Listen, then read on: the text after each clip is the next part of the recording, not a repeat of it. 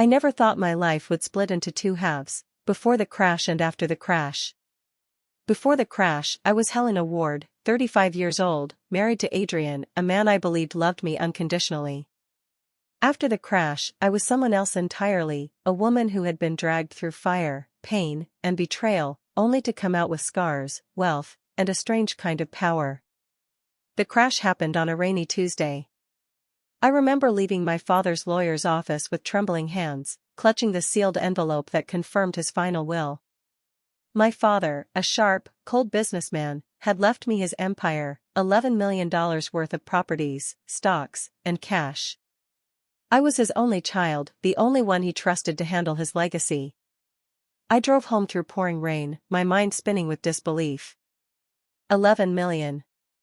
I thought of Adrian, of the life we had always struggled to keep afloat. Our bills, our debts, the constant excuses about money, it would all be gone. For once, we could breathe. But fate has a way of mocking joy. A truck lost control on the slick highway. I saw headlights veer into my lane, a flash of metal, a deafening crash. Pain exploded through me, and then everything went black. When I woke weeks later in the hospital, I was broken. My ribs were shattered, my face scarred, my left leg pinned with steel rods. Doctors whispered that I was lucky to be alive. Adrian visited only twice in those long weeks, each time distant, restless, and strangely cold. He mumbled excuses about work and left early, his phone buzzing with messages he never explained. By the time I was discharged, reality hit harder than the crash itself. Adrian was gone. He had filed for divorce while I lay unconscious, moved his belongings out, and within months, remarried. His new bride was a woman named Celeste, 10 years younger than me, glowing with the kind of confidence that comes from taking what isn't yours. I stayed silent. I had money now, yes, but my body was weak, and my spirit even weaker. I withdrew from the world, hiding my scars behind closed doors, watching my fortune grow in the bank while my heart shrank inside my chest. Until that evening. I was invited to a charity gala hosted by one of my father's old business partners. I didn't want to go, my limp, my uneven skin, my fear of pitying stares, but something inside urged me to reclaim my place in the world. I dressed carefully, a deep emerald gown to match my dark hair, a silk shawl to cover the scar across my collarbone. My reflection was unfamiliar, but I forced myself to believe I still looked like Helena Ward, the woman who had survived. The ballroom glittered with chandeliers, violins, and the hum of wealthy conversation. I moved carefully through the crowd, leaning on my cane, smiling politely when recognized. It felt strange, surreal, almost like watching someone else's life. Then, across the room, I saw them. Adrian, my ex-husband, in a sharp tuxedo, laughing loudly with business partners. His hand rested on the small of a woman's back. Celeste. She was stunning in crimson silk, her blonde hair shining under the lights. She turned her head, her smile sharp, triumphant. My stomach twisted. I thought I could handle it. I thought I could walk past them, invisible. But as I moved closer, Celeste's eyes landed on me. For a moment she froze, her glass halfway to her lips. Then came the scream. It cut through the music, silencing the room. Her face drained of color, her body trembling as though she had seen a ghost. People turned, murmuring, staring between us. Adrian spun around, confusion giving way to disbelief as his eyes widened. Helena, he whispered, his voice barely audible. And in that moment, I realized, they hadn't expected me to survive. The ballroom fell into silence. Every eye was on me, the woman Celeste had just screamed at as though I were a phantom. Her glass slipped from her hand, shattering against the polished marble floor. Champagne fizzed into the cracks while she clutched Adrian's arm, shaking. I stood still, my cane pressed against the floor, my heart pounding. My survival had become my weapon, though I hadn't planned it that way. Helena, Adrian finally said louder, trying to regain composure. I thought, his voice cracked, his confident charm slipping. You thought I was dead, I answered, my voice calm but carrying enough weight to echo across the hall. Isn't that right, Adrian? gasps rippled through the guests. Celeste paled further, her manicured nails digging into Adrian's sleeve.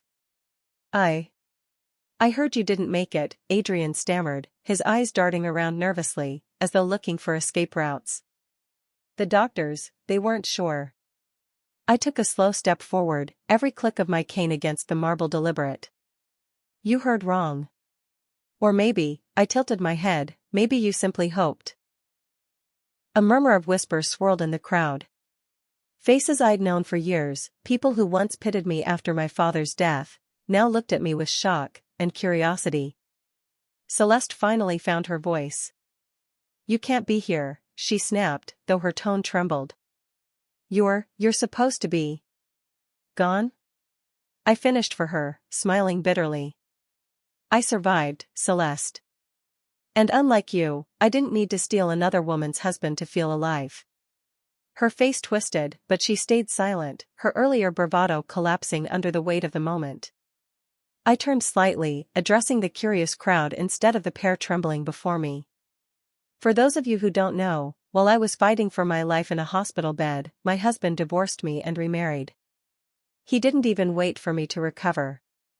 And when I inherited my father's estate, he assumed it wouldn't matter, because Helena Ward was out of the picture. The whispers grew louder. Adrian's reputation, his carefully built facade, was crumbling in front of powerful business partners, investors, and old family friends.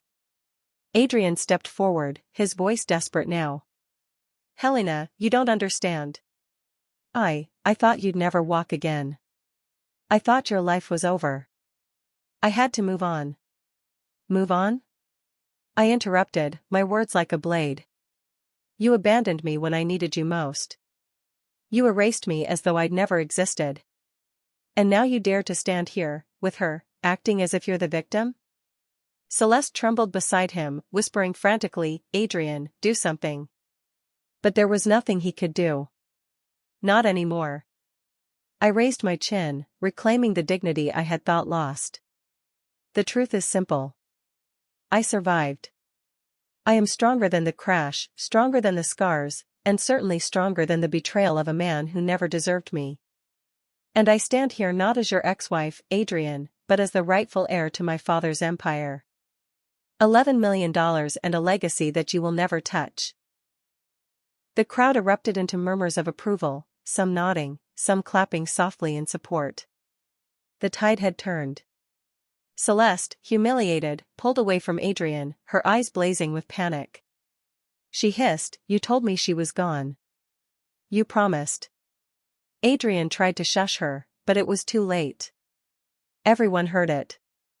The shame on his face was almost satisfying, but not enough. I wasn't here just to wound his pride, I was here to reclaim my life. I looked directly at Celeste. You screamed because you saw a ghost. But I am not a ghost. I am the living proof that your lies, your betrayal, and your greed failed. With that, I turned away, letting the crowd part from me as I walked toward the exit. Each step felt lighter, stronger, as though I was shedding the weight of the past. Behind me, I could hear Adrian calling my name, but his voice no longer mattered. Outside, the night air was cool against my scarred skin. I lifted my face to the stars and exhaled. For the first time since the crash, I felt free. Helena Ward, the woman who had been broken, abandoned, scarred, was gone.